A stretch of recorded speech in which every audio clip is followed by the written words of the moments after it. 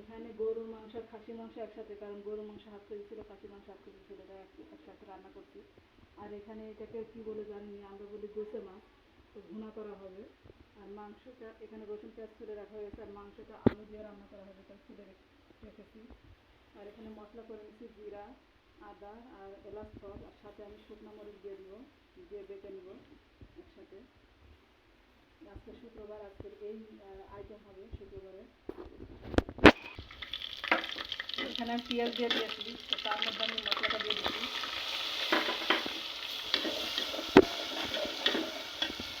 আর এখানে আমি পানি দিয়ে দিব।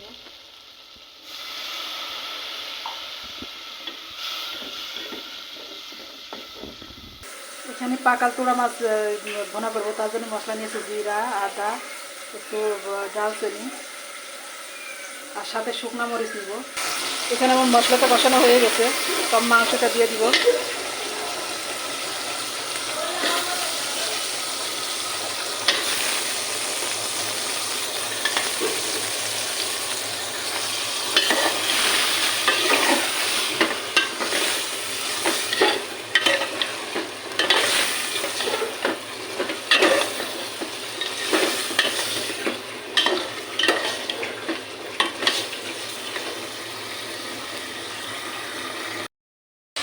এখানে কষানো পানি দিব আমি, মাংসের যে পানিটা উঠেছিল সে পানিটা শুকাই গেছে, আমি কষানো পানি দিয়ে দিব।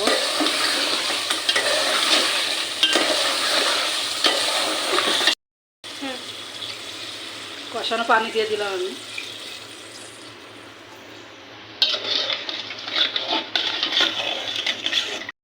আমি মাছটা ভেজে নিব, তাই লবণ মাখিয়ে নিব।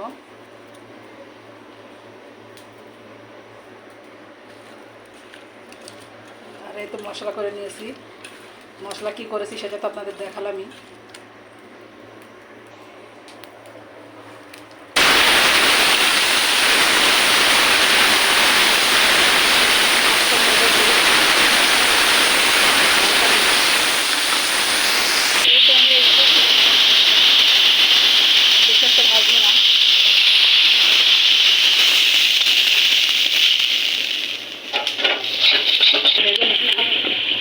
আলুটা ভেজে নিচ্ছি।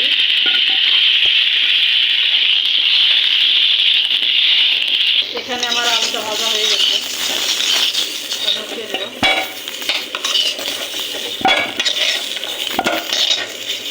এখানে মাছ ভুনা করবো, আমি তেলটা দিয়ে দিলাম, আর সাথে পেঁয়াজ। এখানে জিরা দিচ্ছি একটু, মশলাটা দিয়ে দিব।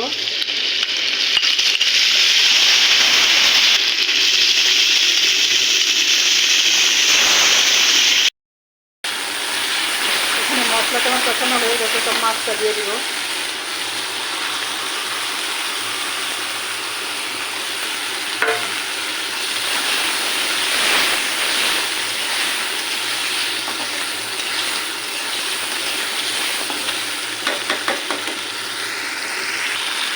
এখানে আমি পানি দিয়ে দিচ্ছি।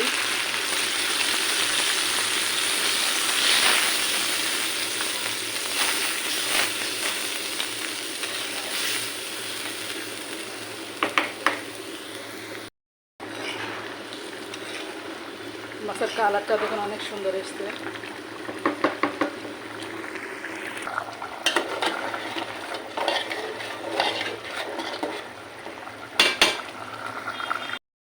তরকারিটা হয়ে গেছে, সব নামিয়ে নেব।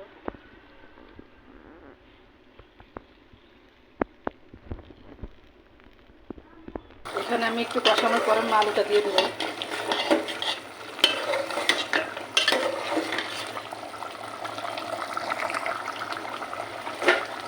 আমি এখানে আলুটা দিয়ে দিব।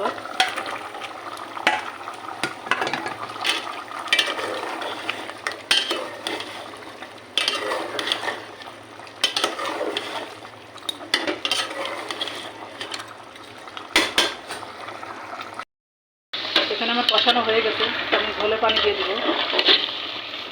অনেকক্ষণ ধরে আমি কষাচ্ছি। কালারটা দেখুন কি সুন্দর এসছে।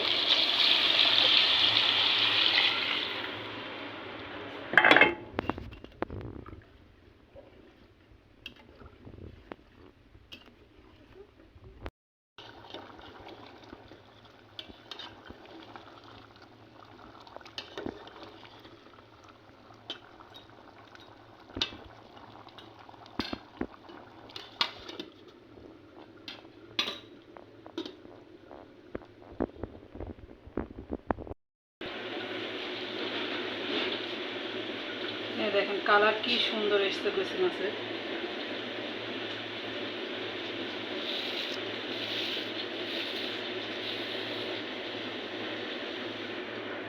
এখানে মাংসটা হয়ে গেছে, সব নামিয়ে নেব। ঝোল শুকাইয়ে এসছে।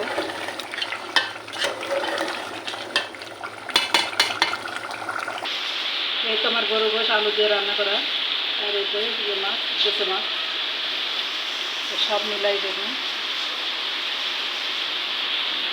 ভালো থাকবেন আর সুস্থ থাকবেন। আল্লাহ হাফেজ। আসসালামু আলাইকুম।